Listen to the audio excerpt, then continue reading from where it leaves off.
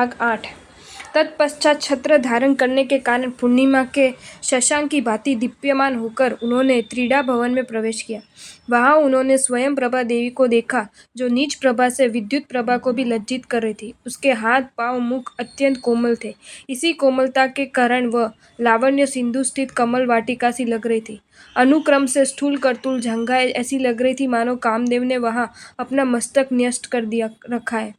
स्वच्छ दुक्कलों में आवृत नितंबों के कारण वह ऐसी शोभायमान हो रही जैसे राजहंसों से परिव्यास तट से नदी शोभा पाती है।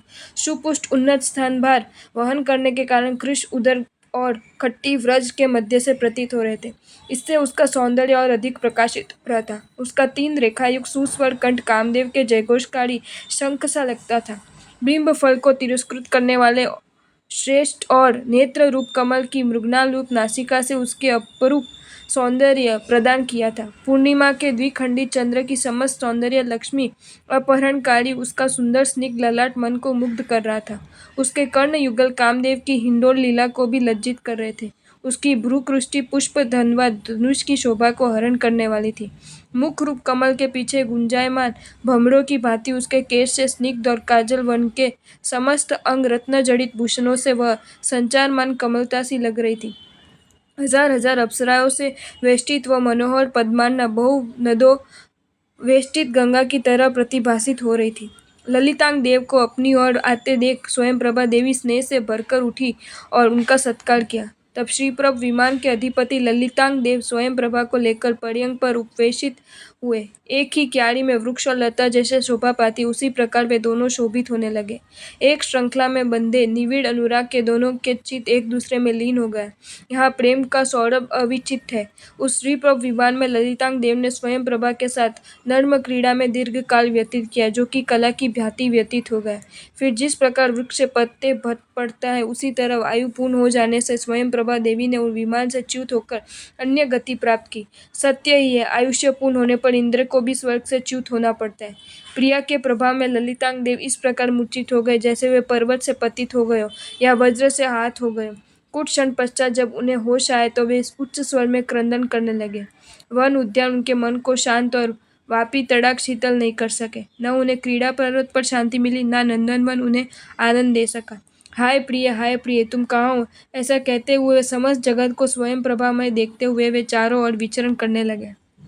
उधर स्वयंभूत मंत्री ने महाबल की मृत्यु से वैराग्य प्राप्त कर श्री सिद्धाचार्य नामक आचार्य से दीक्षा ग्रहण कर ली। उसने दीर्घ काल तक प्रतिचारहीन मुनि धर्मपालन का आयुष्य शेष होने पर ईशान देवलोक में इंद्र के दृढ़ धर्मा नामक सामानिक देवता के रूप में जन्म ग्रहण किया। उस उदार बुद्धि संपन्न दृढ़ वर्मा के मन में पूर्व भव के संबंध के कारण ललितांग देव के प्रति बंधुत्व भाव उत्पन्न हुआ। वह अपने विमान से ललितांग देव के निकट आया और उन्हें धैर्य प्रदान करने के लिए बोला, हे महासत्व, आप स्त्री के लिए क्यों इतना व्याकुल हो गए हो? धीर व्यक्ति तो स्वयं की मृत्यु के समय भी अधीर नहीं होते। ललितांग देव बोले, हे बंधु, ये तुम क्या कहते हो? नीच प्राण वियोग का दुख सहा जा सकता है, किंतु कांतावीरा का दुख नहीं सहा जा सकता। कहा भी गया है, इस संसार में एक मृग नयनी ही सार है, जिसके अभाव में समस्त वैभव ही असार है। ललितांग देव की इस वेदनापूर्वक उक्ति को सुनकर ईशानेन्द्र के सामानिक देव दृढ़ वर्मा मुखित हो गए। फिर अवधि ज्ञान प्रयोग कर वे बोले, आपकी प्रिया इस समय यहाँ है, ज्ञात हो गया है, अतः धैर्य धारण कर सुने। मर्त्यलोक के धातकी खंड के पूर्व विदर्भ में नंदी नामक एक ग्राम है। वहाँ नागिल नामक एक दरिद्र गृहस्थ वास करता है। पेट भरने के लिए भूत की तरह वह सारा दिन फिरता रहता है, फिर भी पेट नहीं भर पाता। भूख लेकर ही सोता है, भूख लेकर ही उठता है। दरिद्र की शुदा की भांति नागश्री नामक उसका एक पत्नी है, जिसे अभागिनी की प्रमुखा बोला जाता है। दांत पर विष फोड़े की भांति उसके एक एक कर 6 कन्याएं जन्मी। ग्राम कृत्याओं की तरह वे बहुभोगी, कुत्सित और सभी की निंदा की पात्र थी। इस पर भी उसकी पत्नी गर्भवती हुई। ठीक ही तो कहा है, प्रायः दरिद्र के घर ही बहुस्वा स्त्री देखी जाती है।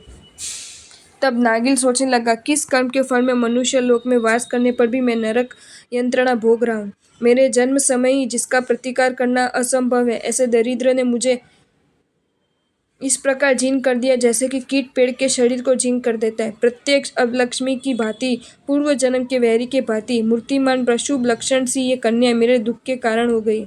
इस बार भी यदि कन्या ही जन्मी तो इस परिवार का परित्याग कर मैं विदेश गमन करूंगा। इस प्रकार सोचते सोचते नागिन ने एक दिन सुना उसकी स्त्री ने फिर कन्या को ही जन्म दिया है। तो ये बात उसके कानों को सुई की तरह बींध गई। अधम बलद जिस प्रकार भार परित्याग कर भाग जाता है, उसी प्रकार वह अपने परिवार का परित्याग कर अन्यत्र चला गया। पति के विदेश गमन का संवाद प्रसव वेदना से पीड़ित नागश्री को घाव पर नमक छिड़कने की भांति लगा। अतः दुखिता नागश्री ने उस कन्या का कोई नाम नहीं रखा, इसलिए लोग उसे निर्नामिका कहकर पुकारने लगे। नागश्री ने भली भांति लालन पालन नहीं किया, फिर भी वह दिन दिन बड़ी होने लगी। ठीक ही तो कहा है, वज्र हाथ होने पर भी यदि आयु रहती है तो उसकी मृत्यु नहीं होती। उस अभागिन माँ के दुख का कारण बनकर दूसरे के घर छूट-पुट काम कर किसी प्रकार वह अपना दिन व्यतीत करने लगी। एक दिन उसने किसी धनी लड़के के हाथ में मोदक देखा, उसने भी मोदक मांगा। उसकी माँ क्रोध से दांत पीसते पीसते बोली, तेरा क्या बाप है जो तू मोदक खाना चाह रही है? यदि मोदक खाने का इतना ही शौक है तो रस्सी लेकर अंबर तिलक पहाड़ पर जा और वहां से लकड़ी काट कर ला।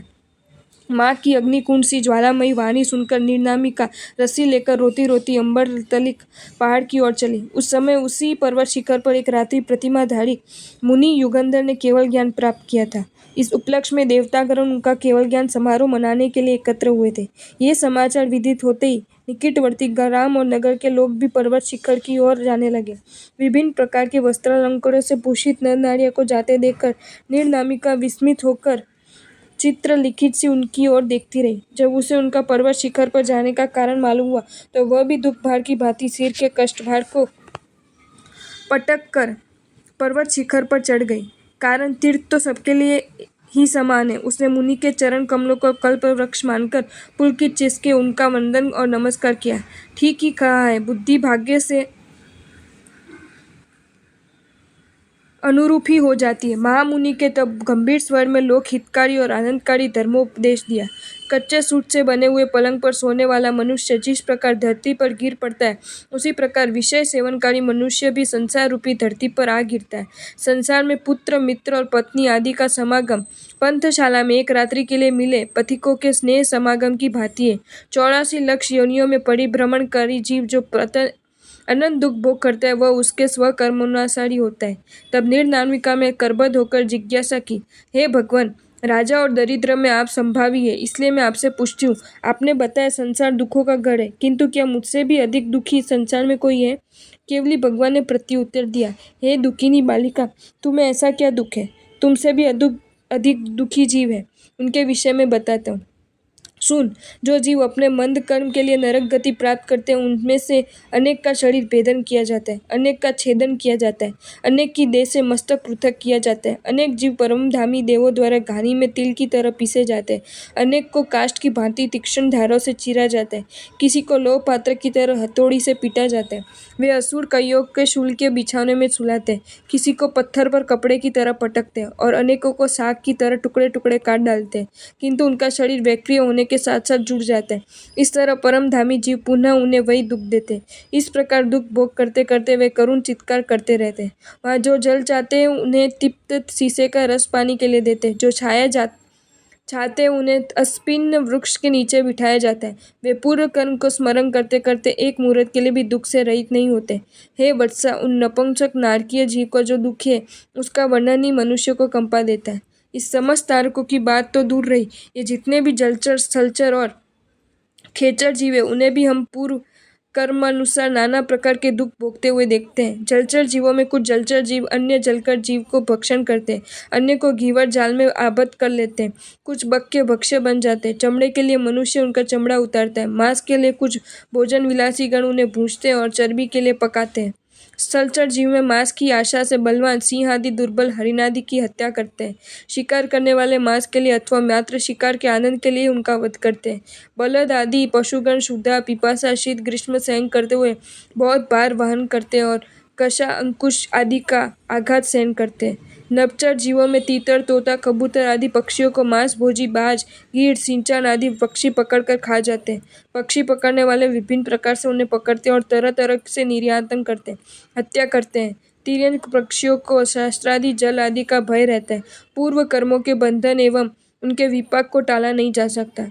जो जीव मनुष्य योनि में जन्म लेते हैं और उनमें अनेक जन्म से ही अंधे, बहरे, पंगु, खंज और कुष्ठ रोगग्रस्त होते हैं, उनके चोर और आपको ये वीडियो अच्छा लगा हो तो इसे लाइक करें और शेयर करें, और ऐसे ही नए नए वीडियोज़ देखने के लिए सब्सक्राइब करें हमारी channel Jain facts and stories को।